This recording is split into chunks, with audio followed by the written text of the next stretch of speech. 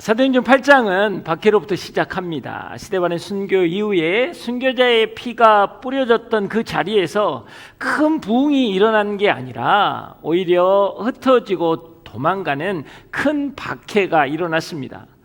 주를 위해서 목숨까지 바친 헌신의 그 자리에서 교회가 든든하게 서간 것이 아니라 성도들이 흩어지고 교회는 텅텅 비어버리게 되었다라는 것이죠. 그런데 여기에서 하나님의 반전의 역사가 일어납니다. 민들의 홀씨처럼 여러 곳으로 흩어진 사람들이 그 자리에서 복음을 전하게 되고 교회를 세워가는 놀라운 역사가 일어난 것입니다. 일반적인 상황에서는 아무도 가지 않을 사마리아 땅에 박해를 피해 떠밀려 갔는데 그 자리에서 예루살렘과 온 유다와 사마리아 땅끝까지 내 증인이 되리라 하신 그 하나님의 꿈이 이루어지는 시작점이 되었다라는 것이죠. 인간의 최악의 상태가 하나님의 최선의 길이 된 것입니다. 멸시와 천대를 받던 사마리아 땅에 복음의 빛이 들어간 순간 귀신들이 떠나가고 병든 자가 낫는 거룩한 성령의 역사가 일어나고 주님의 몸된 교회가 세워진 것입니다. 그런데 이렇게 놀라운 역사의 주역이었던 빌립에게 하나님의 말씀이 들려지게 됩니다. 26절 말씀입니다. 다 함께 읽겠습니다. 시작. 그때 주의 천사가 빌립에게 너는 예루살렘에서 가사로 내려가는 광야길을 따라 남쪽으로 가라 하고 말했습니다. 자, 여러분 여기서 이때라는 게 어느 때입니까? 사마리아 땅에 성령의 역사와 부흥이 일어나고 남자나 여자나 모든 사람들이 빌립의 복음을 듣고 믿고 세례를 받았습니다. 성령의 권능이 모든 한계와 경계를 뛰어넘어서 사마리아의 변화가 일어나던 때였다라는 것입니다. 그럼 빌립에게는 또 이때는 어떤 의미가 있었을까요? 사마리아에 찾아온 부흥은 여러분 단순한 부흥 그 이상의 의미를 지니고 있었다라는 것입니다. 역사적 아픔과 사회적 차별과 관계적 갈등 이 모든 한계를 복음이 뛰어넘는 사건이 있었기 때문입니다. 여러분 솔로몬이 죽고 난 다음에 북이스라엘과 남유다로 나라가 갈라지고 그것 때문에 적대적인 역사가 시작됩니다. 북이스라엘이 아수르에 멸망하고 난 다음에 혼혈, 피가 섞이고 난 다음 그 다음부터는 유대인과 바리새인이라는 여러분 장벽이 생긴 것이죠. 바빌론 포로에서 돌아와서 무너진 예루살렘 성전과 성벽을 세울 때 사마리아인들이 와서 우리가 돕겠다라고 할 때 유대인들은 너희는 부정한 자니 도울 수 없다라고 해서 그들은 그것에서 적개심을 갖고 분노해서 성전 짓는 걸 회방했었습니다. 이렇게 힘들고 어려웠던 상황이었다라는 것이죠. 누구도 해결할 수 없었던 역사적인 갈등, 순혈과 혼혈이라는 회복될 수 없는 간극을 뛰어넘는 것, 이 역사의 획을 긋는 중심에 빌립이 서 있었습니다. 이 역사적인 현장에 그 부흥의 주역이 오늘 빌립이었다라는 것이죠. 그 빌립은요 아마 감격과 환희가 있었을 거예요. 그 마음에는 많은 계획과 비전으로 가득 찼을 것입니다. 왜냐하면 이것은 예루살렘과 또 다른 무한한 가능성이 있는 자리였거든요. 어떻게 보면 하나님께 버림받았다고 생각했던 그들 가운데 예수 그리스도를 통해서 하나님의 백성이 되고 하나님의 자녀가 되었던 복음이 선포되는 것이기 때문에 이거는 유대인과는 차원이 다른 복음의 능력이 나타난 곳이었거든요. 그런데 바로 그때 하나님 빌립에게 나타나셔서 사마리아를 떠나 가사로 내려가라는 거예요. 여러분 예루살렘에 박해가 있을 때요 다른 사람들은 온 유대로 흩어졌습니다. 또 그래도 연고가 있는 사람은 아는 지역으로 흩어졌어요. 근데 빌림만큼은 자신들이 멸시하고 천대했던 아무도 가지 않는 그 땅, 복음에 불모지어 척박한 사마리아 땅에 헌신과 열정을 가지고 복음을 전했고 큰 붕을 일으켰으며 교회를 세웠단 말이죠. 근데 하나님이 야 이제 그만해라. 자, 그 자리 내려놓고 광야로 내려가라 라는 거예요. 더 당황스러운 것은 왜 가야 하는지도 말씀하지 않으셨어요. 그냥 광야로 가라는 거예요. 수많은 사람을 뒤로 두고 아무것도 없는 광야로 가라는 것이었습니다. 사랑하는 여러분, 하나님께서 우리에게 말씀하실 때요, 여러분 많은 것을 말씀하시지 않으십니다. 왜일까요? 말씀 앞에는 이해가 필요한 것이 아니라 믿음이 필요하기 때문입니다. 그런데 우리는 순간순간 부딪히는 일마다 납득할 수 있는 설명을 요구하는 것이죠. 분명한 확신과 이해할 수 있는 어떤 상황 속에서 안정과 낙관적인 결과가 예상될 때 우리는 그 일을 합니다. 신앙도 그렇습니다. 하나님 보여주시면, 하나님이 들려주시면, 하나님이 인도해 주시면, 하나님이 열려주시면 내가 가겠다라고 이야기하는 거예요. 신앙은 안전이 아니라 신뢰인 것입니다. 신앙은 이해가 아니라 순종인 거예요. 신앙은 낙관적인 결과가 아니라 하나님의 뜻이 이루어지는 것입니다.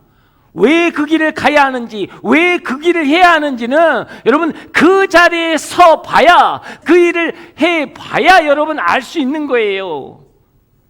순종의 자리에 서면 여러분 하나님의 뜻이 열리는 것입니다. 마치 아브라함이 모리아 산의 정상에 올라가 봐야 그때 하나님의 순양이 예배된 여호와 이레를 경험하는 것처럼 노아가 산 위에 방주를 다 지어 봐야 그때 하늘과 땅이 열리고 홍수가 쏟아지는 것처럼 하나님 앞에 순종함으로 나아가 봐야 여러분 하나님의 뜻이 열리고 하나님의 역사를 경험할 수 있다라는 것입니다. 우리의 인생이 어떤 길을 가느냐보다 더 중요한 것은 말씀이 어디를 가리키고 있느냐라는 거예요. 말씀이 있는 곳에 성령의 동행하심과 역사하심이 있기 때문입니다. 하나님의 인도하심이 있는 곳에 여러분 은혜와 성령 충만과 승리가 보장되는 것이기 때문이죠. 내 인생이 지금 어떤 길로 가고 있느냐를 주목하기보다 그 길 가운데 주의 말씀과 함께 가고 있느냐를 여러분 주목해야 한다라는 것입니다. 우리의 연약함과 주의 말씀이 연합될 때 하나님이 기적이 일어나기 때문이에요. 여러분 그 은혜가 여러분 가운데 있길 주의 이름 축복합니다. 비록 우리가 부족하고 연약하지만 우리가 말씀 앞에 순종하며 나왔을 때 그 말씀이 나와 동행하기 시작할 때 말씀이 능력되는 것이거든요.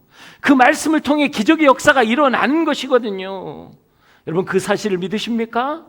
여러분 믿음대로 여러분이 될 것을 주의 이름으로 선포합니다. 자신의 인생에서 여러분 최전성기처럼 여겨졌던 역사의 현장에 있던 빌립은 과연 이 하나님의 주신 말씀에 어떻게 반응을 했을까요? 27절입니다. 27절 말씀 다 함께 읽겠습니다. 시작. 그래서 빌립이 일어나 가다가 길에서 에디오파 네시를 만났습니다. 그는 에디오파 여왕 간다게의 재정을 맡은 고위 관리였습니다. 이 사람이 예루살렘에 예배하러 갔다가, 여기서 빌립이 일어나 가다가 라고 되어 있습니다. 여러분 광야로 가는 길, 여러분 이것은요 굉장히 짧은 문장으로 표현되어 있기 때문에 여러분 착각하는데 그렇게 하면 안 돼요. 자, 지금 성경에 보면 빌립이 일어나 가다가 길에서 에티오피아 네시를 만났다라는 거예요. 마치 뭐예요? 길 가다가 딱 만난 거예요. 이게 아니라는 거예요. 이렇게 생각하시면 굉장히 쉬워 보지만 여러분 그 뜻이 아닙니다. 사마리아에서 예루살렘까지는 거의 70에서 75km 사이란 말이에요. 근데 그 밑 예루살렘에서 가사 지역까지 가는 것은 거의 75km에서 80km 사이라고요. 그러니까 지금 사마리아 땅에서 그냥 예루살렘을 거치지 않고 그냥 직선 코스로 간다고 해서 최소한 100km에서 130km란 말이에요. 꼬박 2박 3일을 걸어가야 한 거리라는 겁니다. 갑자기 그 길을 걸어가라고 이야기하는 거예요. 아무도 없는 그 먼 광야의 길을 왜 가야 하는지, 누구를 만나야 하는지, 또 어떤 일을 해야 하는지 아무런 설명이 없어요. 그냥 사마리아를 떠나서 광야로 가라라고 이야기하는 거예요. 여러분, 빌립의 마음이 쉬웠을까요? 여러분, 쉽지 않았을 거예요. 마치 뭡니까? 경작했던 비옥한 땅을 다 빼앗기고 쫓겨나서 황무지에 와서 열심히 개간해서 피땀을 흘려서 개간해서 이제는 열매를 맺으려고 딱 준비되어 있는데 갑자기 다 털고 나가라는 거예요. 여러분, 그런 마음이지 않겠습니까? 그런데요, 이 문장 안에서 빌립의 마음을 잘 알 수 있는 한 단어가 있습니다. 뭐냐면 그래서예요. 그래서. 자, 가라고 말씀하셨습니다. 그래서 빌립은 일어나 갔습니다라는 거예요. 지금 빌립의 선택과 결정은 하나님의 말씀이 붙들고 있다라는 거예요. 그 인생에 수많은 생각들이 있었을 거예요. 붕을 일으켰고 놀라운 역사들이 일어났고, 그래서 그 가운데 교회가 세워졌고, 사실 어떻게 보면요, 기분 되게 나쁠 수 있어요. 왜? 사마리아 부흥이 일어나자 소문을 듣고 베드로와 요한이 왔단 말이죠. 와서 여러분 그냥 또 기도해갖고 성령 막 세례 주고 온갖, 조금 뭐 설교 용어는 좀 아니지만 가훈은 다 잡았어요. 어깨뽕 다 들어가고 할 거 다 하고 싹 가버렸어요. 근데 그냥 평신도 빌립이거든요. 그 사람 보고 가라는 거예요. 사도들 다 내비두고 갑자기 나보다 가라고 했을 때 빌립은 어떻겠냐고요. 수많은 마음이 있었겠지만 그의 선택과 결정은요, 말씀이 붙잡고 있었다라는 것입니다. 쉽지 않는 선택이었지만 그가 그 길을 갈 수 있었던 것은 무엇입니까? 가라고 말씀하셨습니다. 그래서 일어나 갔습니다. 그냥 갔다는 거예요. 여러분, 아주 간단한 거예요. 빌립의 결정에는요, 전혀 갈등이 없었다라는 것입니다. 우리의 삶이 말씀에 대한 믿음과 순종으로 준비되면 삶은요, 되게 간단해지는 거예요. 왜냐하면 인도하심 따라가는 것이기 때문이에요. 왜 우리의 삶이 복잡한 줄 아십니까? 내가 순종에 대한 마음이 준비되어 있지 않기 때문에, 말씀 앞에 서는 게 준비되어 있지 않기 때문에 우리는 항상 복잡한 거예요. 이걸 해야 되느냐, 저걸 해야 되느냐, 무엇이 좋을까, 나에게 이로운 것이 무엇일까. 나는 항상 내가 판단하기 때문에 나는 힘든 거예요. 그러나 내가 말씀 앞에 순종하려고 준비되어 있으면요, 말씀이 나를 이끌면 삶은 굉장히 간단해지는 거예요. 심플해지는 거예요. 아멘하고 그냥 따라가면 되는 거예요. 사랑하는 여러분, 광야의 길을 내시고 사막에 강을 내시는 하나님을 믿으십니까? 그러면 광야의 길이 여러분 어렵지 않는 거예요. 우리에게 중요한 것은 이것이 광야냐, 이것이 옥토냐가 아닙니다. 하나님의 뜻이, 하나님의 말씀이 그곳에 있느냐 없느냐라는 거예요. 부르심의 길이라는 것은 무엇입니까? 내가 내 계획을, 내 확신을 가지고 살아가는 길이 아니라는 거예요. 부르심의 길은 하나님의 인도하심 받아 순종하며 가는 길입니다. 빌립은 자신의 인생을 이끄는 분이 하나님이라는 것을 의심치 않았다는 거예요. 그래서 그 인생이 갈등 없이 그의 삶의 선택이 매우 단순하게 그 길을 선택했다라는 것입니다. 빌립의 그 선택, 믿음과 순종의 그 걸음 끝에 어떤 일이 일어났는지 한번 보기를 원합니다. 자, 27절 말씀 한번 보겠습니다. 27절 말씀 시작.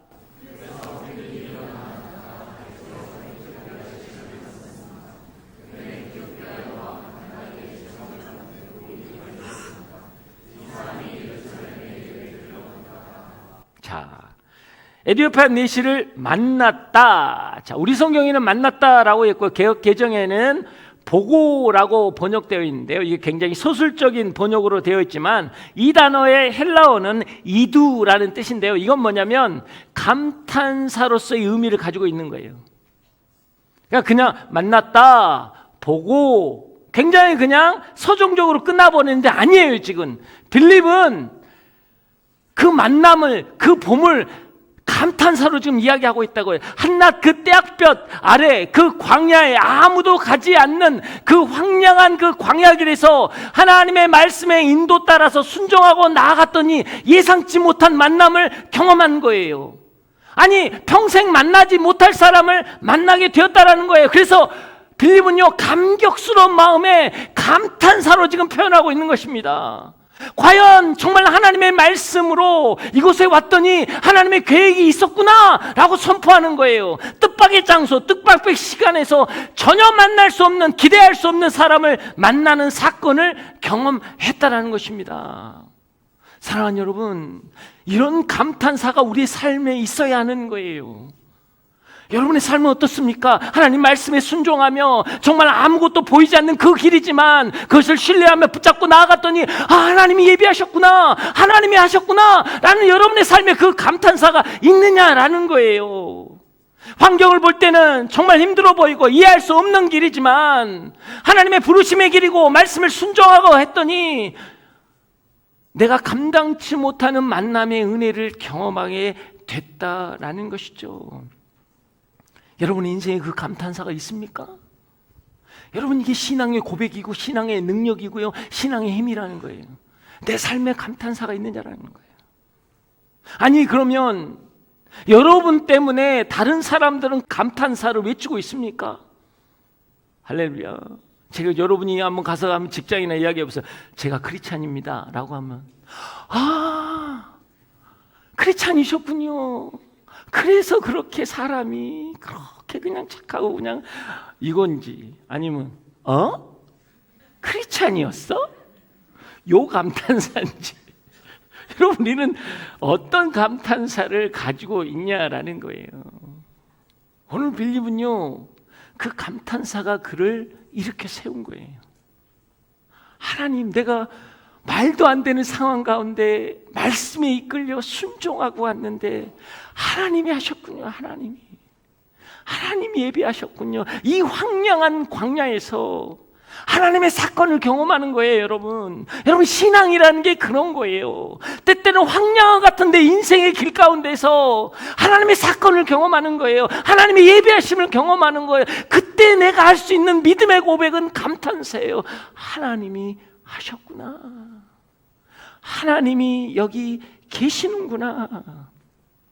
빌립의 발걸음이 하나님의 예비하신 사람과 순종의 꼭지점으로 만났을 때 하나님의 역사가 일어나는 것입니다. 여호와 하나님의 말씀에 믿음으로 나아가지 않으면요, 하나님의 준비하신 여호와 이레를 만날 수 없는 거예요. 여러분 꼭 기억하십시오. 여러분의 순종을 유보하지 마십시오. 우리가 순종을 유보하지 않고 말씀에 순종함으로 걸어갈 때, 그것을 내디딜 때 바로 그곳에서 도저히 만날 수 없는 에티오피아 왕의 간다게 내시를 여러분 만날 수 있다라는 것입니다. 그 은혜가 여러분 가운데 계시기를 여러분 축복합니다. 근데 여기서 내시할 때 여러분 착각하시면 안 돼요. 마마 요거 아니에요. 요 느낌 아니에요. 그거 아니에요. 국고를 담당하는 장관이에요. 내무장관인지 재정장관이든지 금융감독위원장이든지 이런 모든 포괄적인 힘과 파워를 가진 엄청난 그 나라의 실세인 그 내시를 여러분 만나게 되었다라는 거예요. 근데 그 내시가 길을 가며 선지자의 이사야 선지자의 글을 읽고 있었다라는 것입니다. 사랑하는 여러분 이걸 읽으면서 여러분 하나님의 역사를 보셔야 돼요. 하나님의 타이밍을 보셔야 돼요. 그걸 봐야 우리의 믿음의 성장이 일어나는 것입니다. 여러분, 빌립이 순종을 유보했다면 이 경험, 이 은혜는 경험치 못합니다. 그렇잖아요. 아니 2박 3일 길이니까 어느 한 순간 사마리아에서 잠깐 가는 길이니까 예루살렘 들리면 돼요. 들려서 뭐냐면 이렇게 사마리아에서 엄청난 부흥의 역사가 일어났습니다. 어떤 사역 보고를 하고 잠깐 뭐 1시간 2시간 괜찮잖아요. 그리고 잠깐 목 축이고 식사하고 가도 돼요. 2박 3일 길이니까.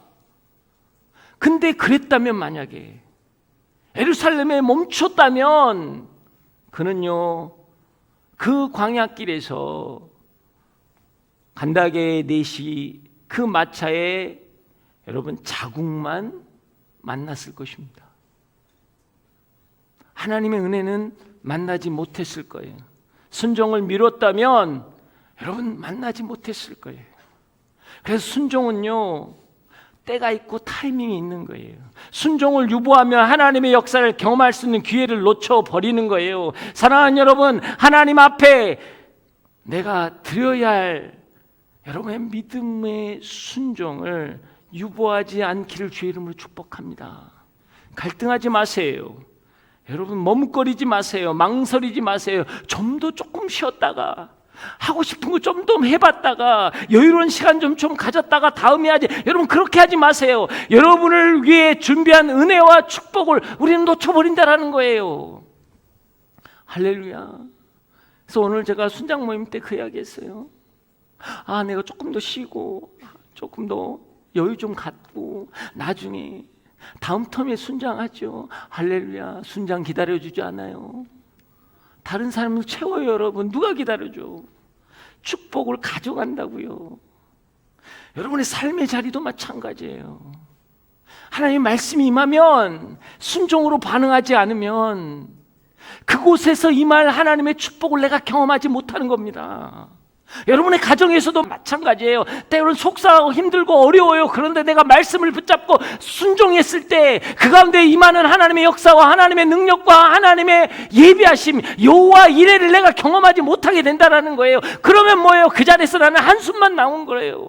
어렵다, 힘들다, 낭망하고 좌절하는 거예요. 그러나 우리가 말씀의 순종에 이끌려가면 그것이 광야라고 할지라도 하나님의 거룩한 역사가 일어난다라는 것입니다. 그 은혜가 여러분 가운데 계실 주의 이름으로 축복합니다. 여러분의 삶 속에 지체 없는 순종이 드려지는 축복이 있기를 주의 이름으로 축복합니다. 하나님께서 말씀하시고 순종을 원할 때는요 그 뒤에 반드시 축복이 따라오는 거예요. 하나님이 여러분에게 자꾸 명령으로 이야기하는 것은 주 예수를 믿으라 라고 명령으로 선포하는 이유는 너와 내 가정이 구원을 얻으리라 라는 하나님의 축복, 언약이 따라오는 거라고요. 그것을 믿으라는 것입니다. 본토 친척 아비집을 떠나 내가 지시할 땅으로 가라. 하나님은 명령하세요. 설득시키지 않아요. 여러분에게요 좀 잘해주면 안 되겠니? 너 어머니에게 조금만 순종해주면 안 되겠니? 이렇게 이야기 안 해요. 명령으로 간다고요. 그러면 우리는 자꾸 괴리감이 생겨요. 너무 밀어붙인다. 아니요. 그 뒤에 약속이 있고 그 뒤에 언약이 있고 그 뒤에 축복이 있기 때문에 그걸 주기를 원하는 거거든요. 비록 너가 조금 힘들지만, 비록 너가 조금 불편하지만 그 말씀 붙잡고 나가면 그 뒤에 주실 하나님의 축복을 누리는 자가 되기를 하나님은 바라시는 거거든요. 그래서 여러분 가운데 말씀으로 다가오시는 것입니다. 그 은혜가 여러분 가운데 있길 주의 이름으로 축복합니다.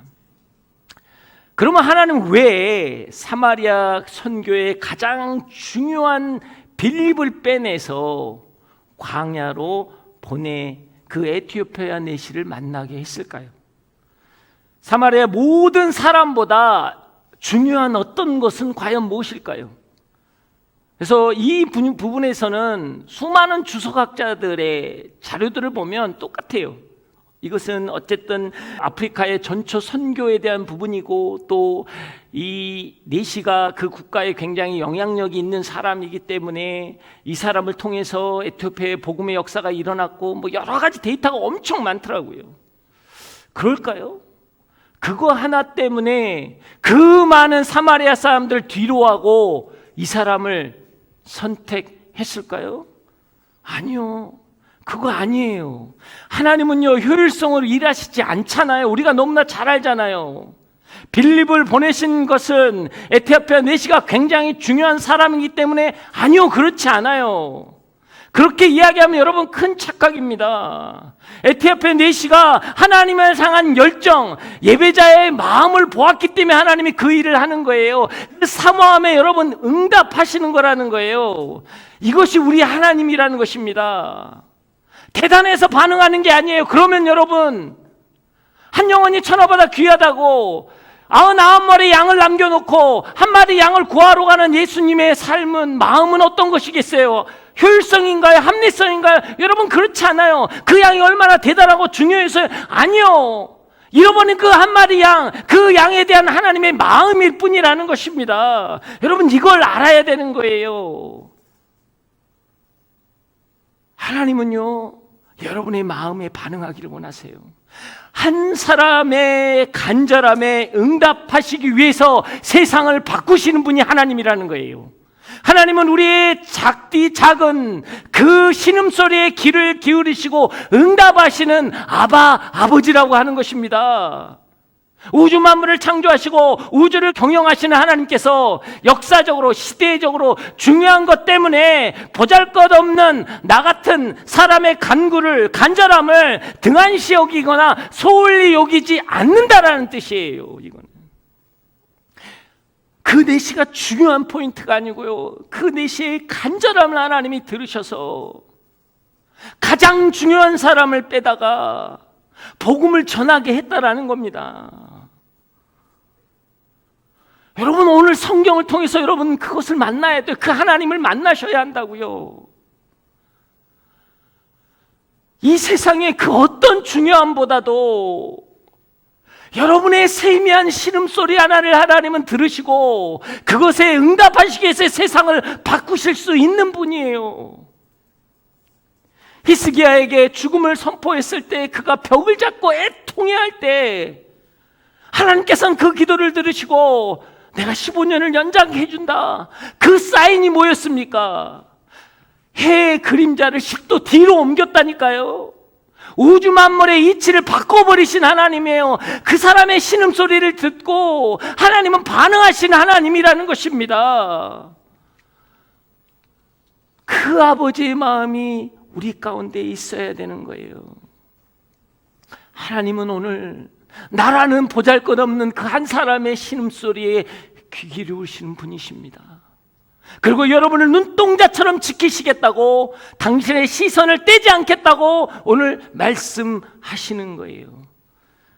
그 은혜가 여러분 가운데 길 주름 축복합니다.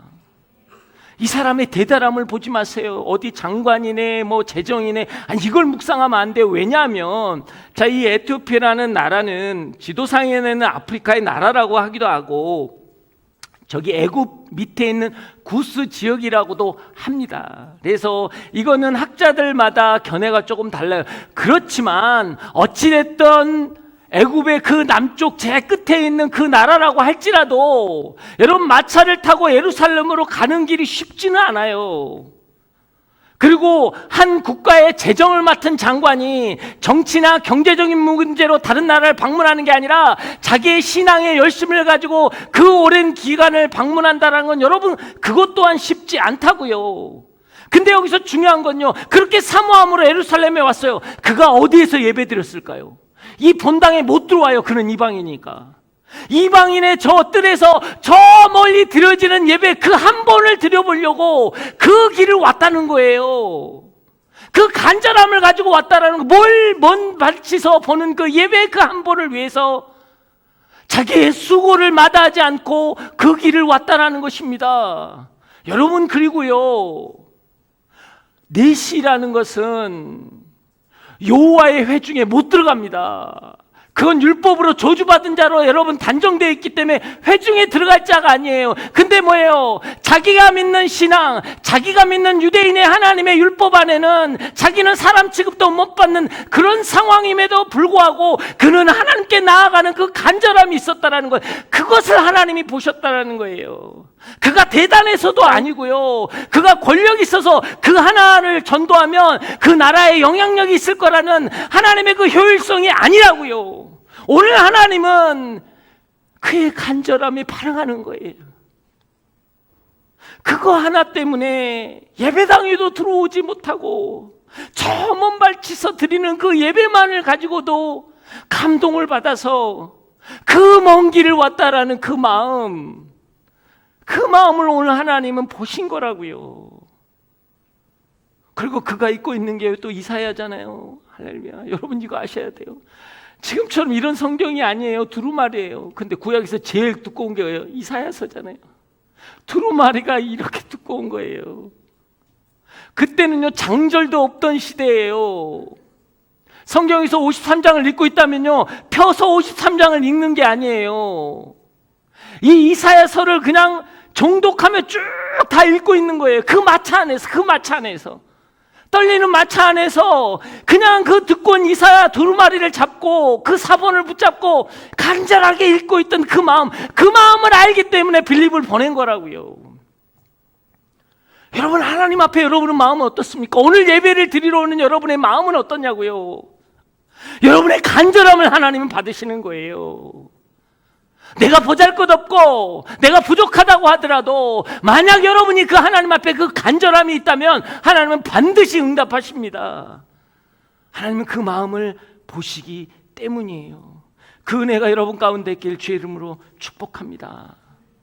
29절과 30절 말씀 한번 읽겠습니다. 29절 30절 시작. 그때 성령께서 빌립에게 저 마차로 가까이 다가가라고 말씀하셨습니다. 빌립이 마차로 달려가서 그 사람의 예언자 이사야기를 읽는 걸 듣고 그에게 지금 읽고 있는 것이 이해하십니까? 라고 물었습니다. 그 마차에 가까이 가라. 이 단어 딱 보면서 딱 느껴지는 게 있더라고요. 요즘은 뭐예요? 자꾸 우리는 사람들에게 교회에 오라고 이야기하잖아요. 하나님 그런 거예요. 야, 교회에 이젠 좀 가라.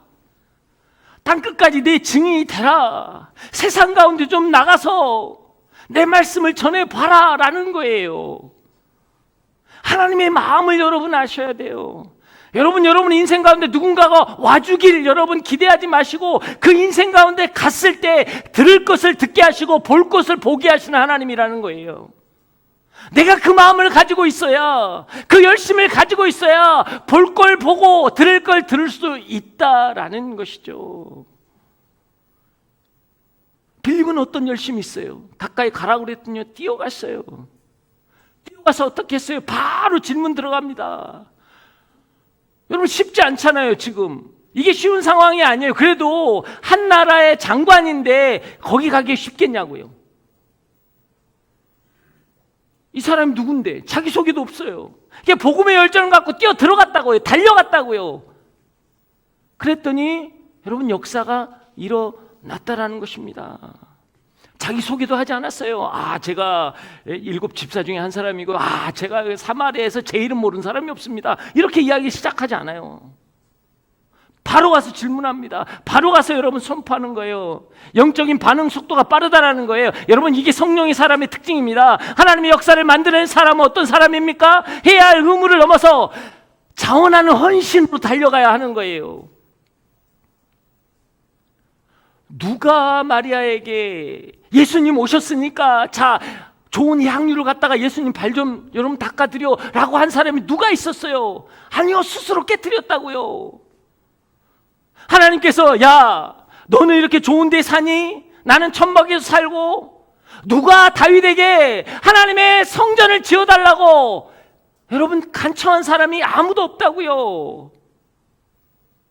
다니엘이 갔습니다. 포로로 잡혀갔을 때 누가 야 그래도 예배를 드려야지, 기도해야지, 우상에게 있는 음식은 먹지 말아야지, 아무도 그런 이야기 한 적이 없어요. 어렵고 힘든 상황 가운데서 기도하라고 가르쳐준 사람이 없었다고요. 그럼에도 불구하고 자발적으로 기도하는 자리, 예수 앞에 무릎 꿇고 나의 것을 드리는 자리, 자발적인 헌신이 있었을 때 하나님의 역사는 일어나는 거예요. 여러분 어떻습니까? 여러분의 삶의 자리에서 그 자발적인 헌신을 하고 있습니까? 마지못해 하는 것이 아니고요, 억지로 하는 것이 아니고요, 오늘 주일 됐으니까 와야 되는 게 아니고요, 정말 내가 간절한 마음으로 자발적인 헌신으로 나왔다면 하나님은 받으신다니까요. 기억하신다니까요. 여러분 이걸 하셔야 돼요. 왜 자꾸 우리는 하나님께 문제를 돌립니까? 나의 예배의 태도에 대해서는 아무도 이야기하지 않아요. 내가 어떤 마음으로 하나님께 드려지는 데에 대해서는 아무로 점검하지 않습니다. 그런데 문제는요, 자꾸 하나님 편에서 왜 안 들어주냐는 거예요. 왜 기도를 안 들어주십니까? 왜 내 인생은 이렇습니까? 라고 이야기하는 거예요. 사랑하는 여러분, 우리는 나를 점검해 봐야 돼요. 나의 태도가 분명해지면 하나님은 반드시 역사하십니다. 여러분 기도를 들으시고요, 여러분 인생 가운데 하나님의 놀라운 역사를 일으키시는 것입니다. 그 은혜가 여러분 가운데 있길 주의 이름으로 축복합니다. 주의 사랑에 매여서 반응하는 그 인생, 근데요, 그 인생이 하나님 나라를 보는 거예요. 하나님의 역사를 경험하는 거예요. 우리는 십자가에 매여 있는 인생이잖아요. 십자가의 사랑 가운데 매여 있는 인생이잖아요. 근데 여러분 어떻습니까? 우리가 말씀 앞에 어떤 태도를 가지고 있나는 거예요. 그저 어쩔 수 없어서 여러분 믿고 계십니까? 그런 마음이라면 여러분의 인생 가운데 하나님의 계획을 만날 수 없습니다. 우리는 우리 인생에 주신 일 겨우겨우 해내는 사람이 아니고요, 그 이상의 것을 할 수 있는 인생이 되어야 하는 것입니다. 그 은혜가 여러분 가운데 길 주의 이름 축복합니다. 그때 여러분 이 내시가 질문할 때 빌립은요 바로 복음을 전합니다. 바로 예수 그리스도, 그리스도에 대한 복음을 전할 때 역사가 일어나요.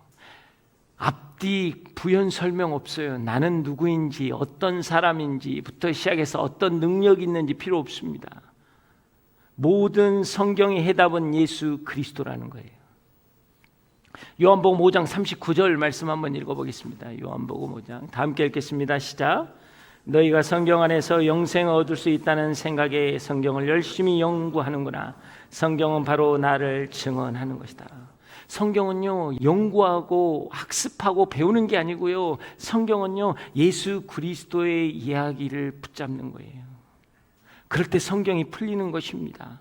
예수 그리스도를 만날 때 하나님의 역사가 일어난다라는 것이죠. 그 은혜가 여러분 가운데 길 주의 이름으로 축복합니다. 우리가 여기서 꼭 하나 더 기억해야 할 게 무엇이냐면, 우리가 하나님의 부르심 앞에 반응하고 말씀에 순종하면 비록 그 자리가 광야의 한복판이라고 할지라도 준비된 시대를, 준비된 역사를 만나게 한다라는 거예요. 오늘 이 일은 아프리카 선거의 시금석이 되는 사건이 됩니다. 오늘 빌립은요 어떤 것도 주도하지 않았어요. 어떤 것도 계획하지 않았어요. 어떤 것도 결정하지 않았습니다. 다만 보내주신 것에 대해 순종하고 주어진 환경에 대해서 이해를 뛰어넘고 믿음으로 반응했을 때 하나님께서 일하시는 것을 감탄서로 반응하며 담대히 복음을 전할 때 역사가 일어났어요. 인류 역사상 첫 번째 아프리카 사람의 세례를 받고 구원을 얻게 된 이 한 사람을 통해 아프리카 땅에 복음의 땅끝이 이루어지는 역사가 있었다라는 것입니다. 사랑하는 여러분, 하나님의 마음과 빌립의 순종이 만난 꼭지점에서 하나님은 땅끝을 끌어당겨 그 앞에 놓았다라는 거예요. 이게 되게 중요한 거예요. 자, 땅끝까지 복음을 전한다고 할 때 우리가 땅끝까지 가는 개념이 아니고요, 오늘 하나님은 그 땅끝을 내 앞으로 끌어당겼어요. 이게 하나님의 놀라운 비밀이에요. 마지막 40절 한 번만 읽고 우리가 정리하겠습니다. 40절 한번 읽어보겠습니다. 시작. 다소에 나타 가이사야에 도착했을 때 모든 마을을 두루다니며 복음을 전했습니다. 아멘.